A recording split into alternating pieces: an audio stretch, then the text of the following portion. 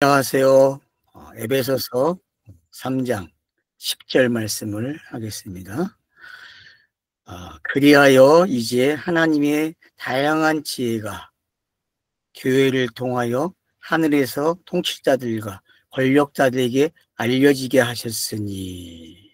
자, 그럼 이제 여기서 우리가 이제 하나 봐야 할 게 생겼죠. 어떻게 보면 1장 17절에 있는 말씀과도 봐야 되고 2장 1절로 3절에 있는 말씀도 함께 여기서 생각을 해 봐야 되겠죠. 왜냐, 앞에 있던 말씀들이기 때문에. 그래서 이제 그리하여 이제 하나님의 다양한 지혜가 교회를 통하여, 그러니까 이제 시대가 어느 시대로 넘어왔습니까? 다양한 교회의 시대로 왔다. 그러니까 이걸 사도의 시대라 그렇게 말할 수 있는 거죠.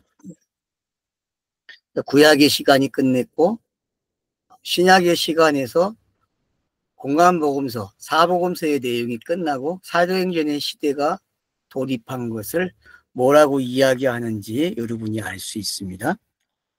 그렇다고 내가 뭐 이렇게 시간을 나눠서 설명했다고 성경이 뭐 이렇게 시간적으로 이해가 되어지지 않아도 괜찮습니다.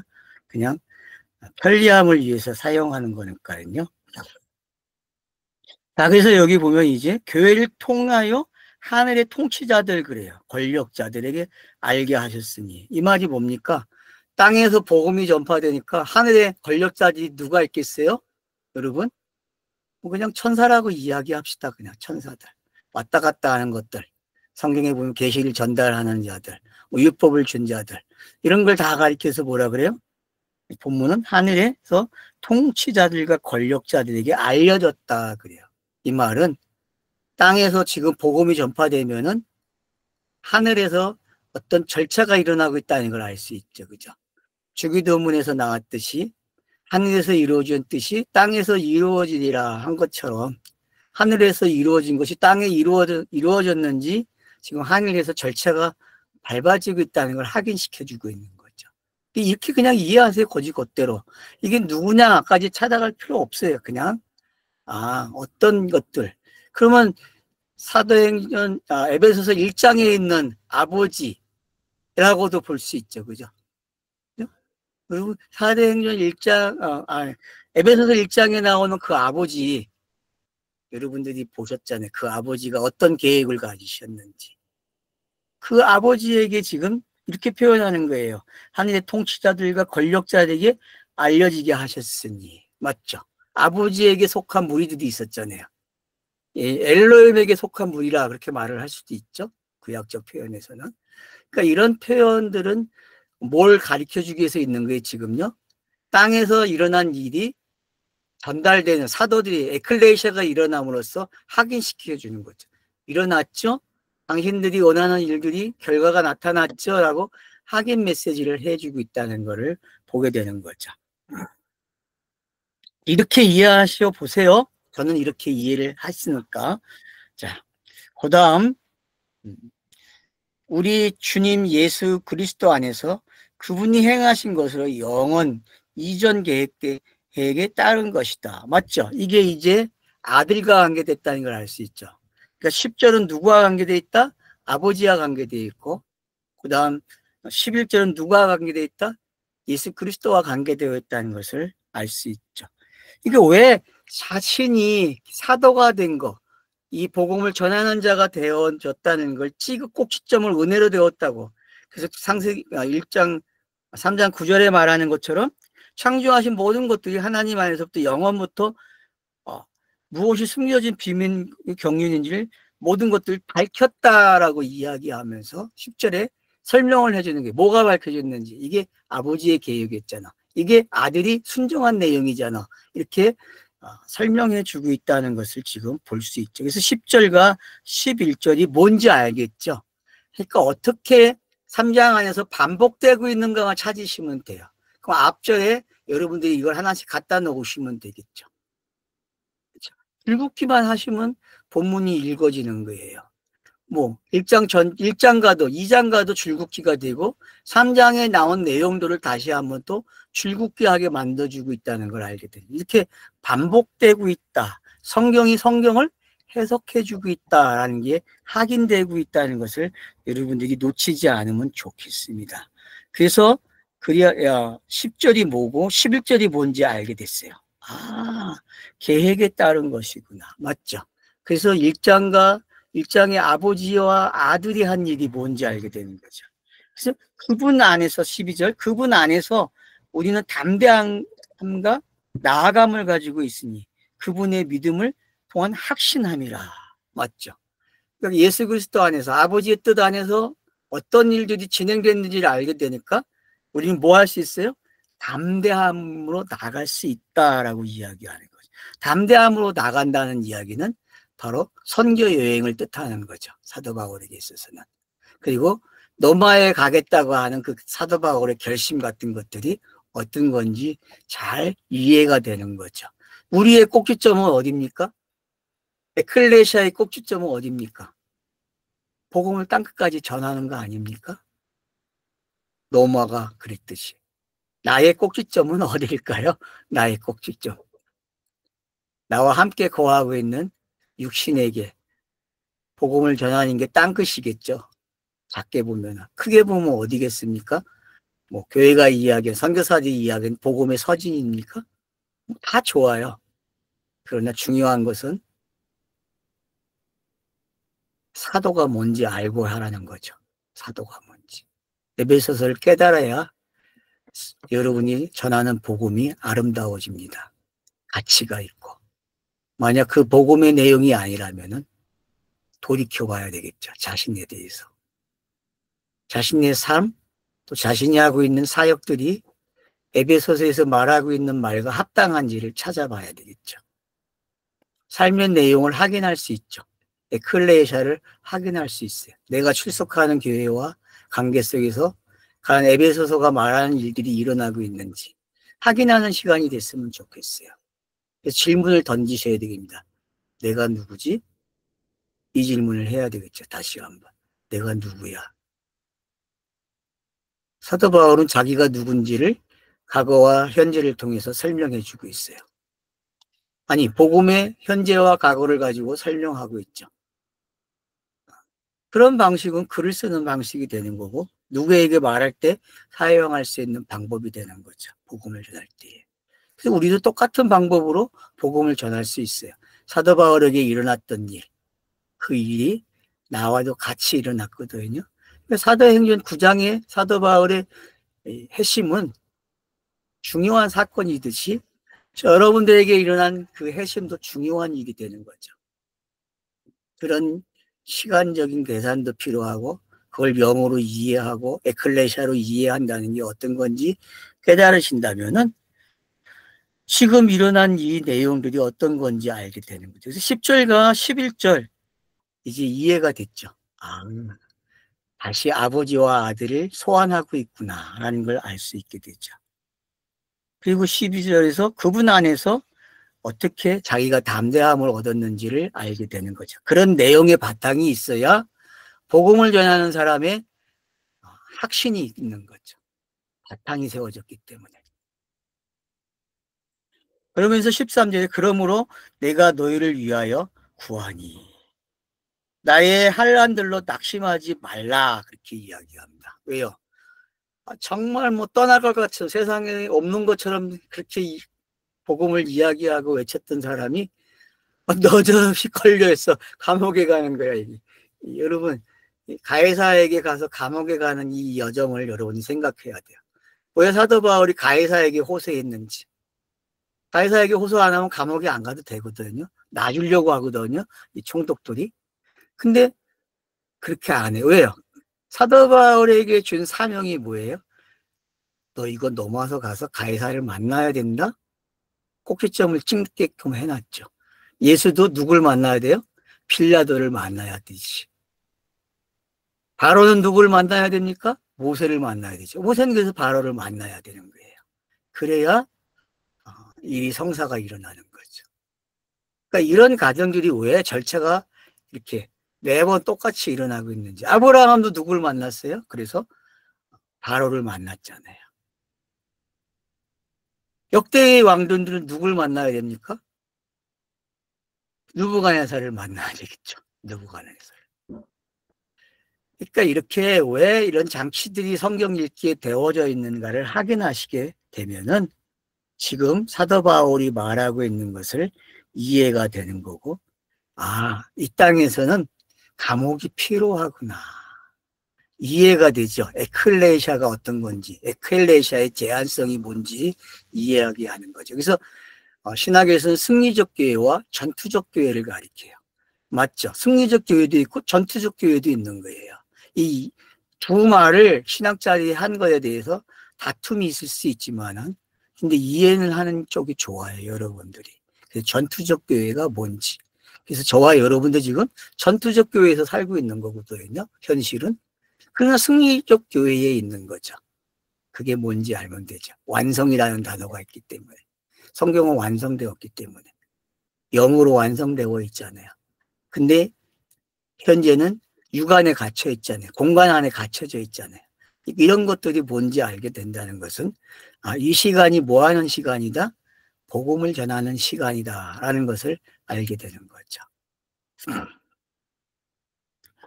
그래서 이제 12절을 이해가 되셨을 거예요. 그럼 13절 봅시다. 그러므로 내가 너희를 위하여 구하니 너희의 한란들로 나의 한란들로 낙심하지 말 것이니 이것은 나의 영광이라.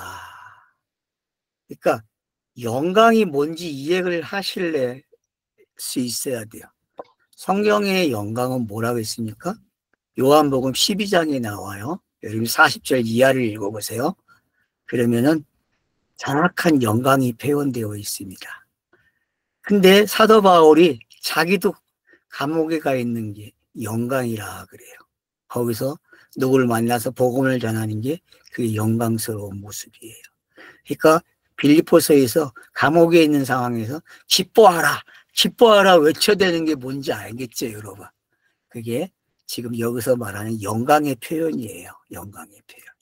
그래서 땅의 한계점에서 있는 여러분과 저는 이 영광을 안다면은 복음을 전할 수 있는 에너지를 얻게 되는 거고, 복음 안에서 사는 게 뭔지 알게 되는 거죠. 이게 에클레시아의 모습입니다.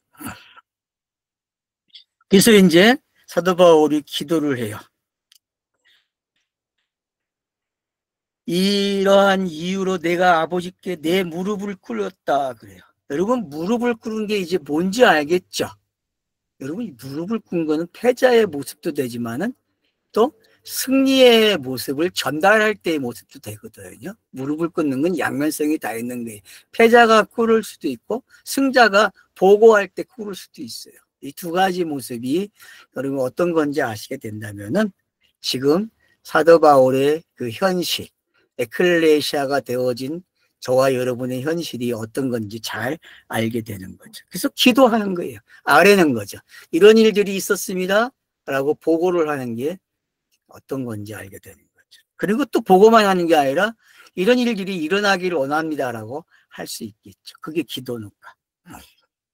그래서 이제 15절 그로부터 모든 족속들이 하늘과 땅에 이름이 주어지게 되고, 이름이 주어지게 된다라는 게 이제 뭔지 이해가 되는 거죠. 이러한 이유로 내가 아버지께 무릎을 꿇고 그로부터 모든 족속들이 하늘과 땅에 이름이 주어지게 되며, 그래서 그분의 속사람을 향하여 그분의 영을 통하여 그분의 영광의 부유하심을 따라서 능력으로 너희를 강건하도록 해주시며.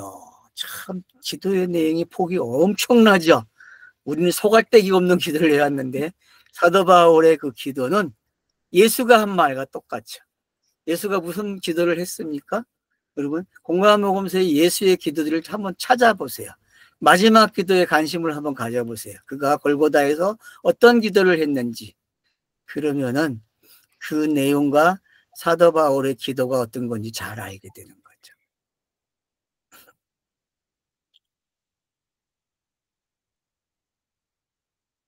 뭐 다른 거 없어요.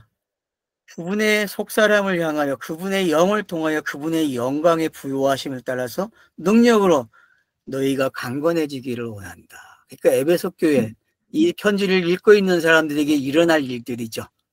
성경을 읽는 독자들에게 일어나는 일들이 바로 무릎 꿇고 내뱉는 이의 관한 거겠죠. 이 내용이 성경 독자들에게 일어나야 돼요. 그래서 성경을 읽는 모든 사람들은 성경이 주는 복이 뭐라고요? 이게 복이에요, 여러분. 이게 복의 내용이고 이런 일들이 일어나요. 성경을 읽어야 일어나는 일입니다. 성경을 읽으십시오. 그러면 여러분들이 이 내용이 내 것이 됐구나 그런 안도감에 있을 것입니다. 그래서 너희 마음 안에서 뿌리가 박히고 또 자리 잡게 하셨다라고 이야기해요. 참 얼마나 사도 바울이 자기에게 일어난 일이 똑같이 너희 마음에서 자리를 잡고 어떻게 해요? 뿌리가 박혔다라고 이야기해요. 이야, 얼마나 좋아요. 확신이 안 듭니까? 행복해지지 않습니까? 아름다움님 행복하죠? 자, 그래서 모든 거룩한 자들과 함께 넓이와 길이가 높이와 깊이가 무엇인지 붙잡을 수 있게 하시고, 자, 이게 제가 매일 강조하는 매 강의 때마다 사도 바울의 핵심은 이거라 그렇게 말씀을 드렸는데, 지금 여러분들이 17절과 이 18절 말씀이 뭔지를 깨닫게 된다는 게 복음을 전하는 사람들의 안에서 일어나고 있는 일들이라는 거죠. 복음을 듣는다, 전한다, 이 두 가지를 땅의 에클레시아는 해야 되거든요. 복음을 들어야 되고 복음을 전해줘야 돼요. 그게 사도거든요. 사도란 뭐냐? 에클레시아가 무슨 일을 하느냐? 또 에클레시아가 계속 추구할 게 뭐냐? 그랬을 때 뭐예요? 길이와 넓이와 길이. 여러분 거룩한 자들에게 넓이와 길이가 뭐예요? 넓이와 길이. 단어를 여러분들이 히브리어로 한번 헬라어를 찾아보세요. 저도 찾아봤는데 우리가 아는 거와 뭐 거의 비슷해요. 그러니까 넓이와 길이, 또 높이와 깊이. 결국은 요한복음에 가면은 예수에 관한 말씀이 뭐라 그래요? 하늘과 땅에 담을 수 없다라고, 모자란다라고 표현하고 있죠. 여러분 그걸 한번 생각해 보세요. 그걸 생각하게 되면은 지금 여기서 말하는 넓이와 길이가 뭔지, 높이와 깊이가 뭔지를 여러분들이 이해하게 되실 거예요. 그래서 성도의 삶 속에서는 이게 계속 일어나야 돼요. 이게 갈등을 일으켜야 되고, 갈등이라는 게 뭔지 아셔야 돼요. 그래서 왜 성취감이 없고 왜 시험이 들어오고 이 땅에서는 그러는지 여러분이 아셔야 돼요. 그런 동작들은요 바로 이 세계를 들어가는 관문이 된다, 그렇게 이해하시면 좋을 것 같아요. 나에게 일어나는 신통치 못한 것들 있잖아요. 매일 다르잖아요. 어떤 날은 좋고 어떤 날은 나쁘고. 근데 그런 일들이 내게 뭘 하게 하냐면은 바로 이런 동작들을 일으키게 하는 거예요. 사도 바울의 기도처럼, 예수가 한 기도처럼 하나님의 뜻이 내게 이루어지는 일들이 이렇게 일어나고 있다는 거죠. 우리는 멈추지 않습니다. 우리는 멈출 수도 없는 사람들입니다. 계속 이런 일이 추구해야 돼요. 그래서 솔로몬처럼 여러분도 깨달으셔야죠. 솔로몬이 1000번제를 드림으로써 어떤 일이 일어나는지 알고 계시잖아요. 이미 1000번제 들어졌잖아요. 단번에 일어났잖아요. 단번에 일어나죠. 1000번이 아니고 단번에 일어났다니까요. 그럼 여러분은 솔로몬보다도 더 뛰어나야 되겠죠. 솔로몬의 아가, 잠언,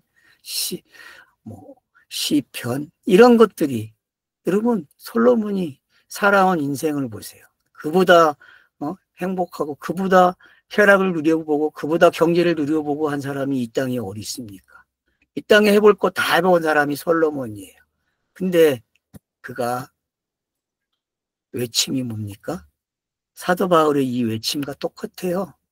그의 기도에도 솔로몬의 기도 속에, 그래서 여러분들이 솔로몬의 기도를 한번 들어보세요. 성전에 올라가는 기도를 솔로몬이 했거든요. 여러분 시편에도 있고요. 또 열왕기 상해에도 기록되어 있고 역대와 상해에도 기록이 되고 있어요. 그래서 한번 읽어보세요. 솔로몬의 기도를. 그러면은 그 기도가 바울이 하고 있는 이 기도와 어떤 차이점이 있는지 여러분들이 같은 것을 찾아내고 차이점을 한번 찾아내 보세요. 그러면 내가 기도하는 게 뭔지 알게 되고요.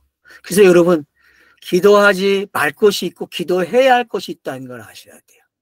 일상적으로 교회의 습관대로 하시는 기도는 하지 마십시오.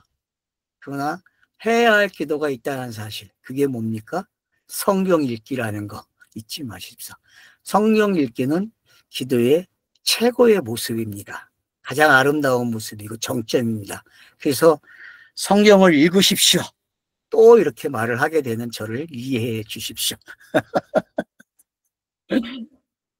그래서 19절에 이렇게 이야기합니다. 지식을 뛰어넘는 그리스도의 사랑을 알고. 여러분, 지식을 뛰어넘는다는 게 이제 알겠죠? 넓이와 길이, 깊이와 높이, 이런 것들이 이해가 된다는 것은 지식을 뛰어넘게 되는 거거든요. 그래서 지식을 뛰어넘는다. AI를 뛰어넘는 거죠. 맞잖아요. 알파고를 뛰어넘는 거 아니에요. 예? 걔네들은 지식에 살고 있잖아요. 지식에. 우리는 지식에 살 수 없어요. 지식을 뛰어넘어야 되거든요. 그러니까 성경을 깨닫는다는 게 어떤 건지 깨달으면 참 좋을 것 같아요. 그래서 지식을 뛰어넘는 그리스도의 사랑을 알았다. 맞잖아요. 모든 지식은 아가페로 끝나잖아요. 성경의 모든 내용들, 크로노스든 카이로스든 결국 사랑 아닙니까? 여기까지 도달하는 게 우리 이야기잖아요. 에클레시아가 뭘 가지고 있어야 됩니까? 아가페를 가지고 있는 거거든요. 사랑이야. 이 전체의 과정을 다 알고 사랑을 말하는 거하고요. 그냥 띄엄띄엄 말하고 사랑을 말하는 거하고는 천지 차이입니다, 여러분. 그러니까요. 사도 바울이 이끄는 그 성경의 깊이의 샘이 어떤 건지 알겠죠? 성경은 샘물과 같은 거예요. 여러분이 어떤 샘물을 먹고 싶습니까? 마시고 퍼마셔도요, 성경의 물은 마르지 않습니다. 그게 에클레시아가 가지고 있는 속성이에요.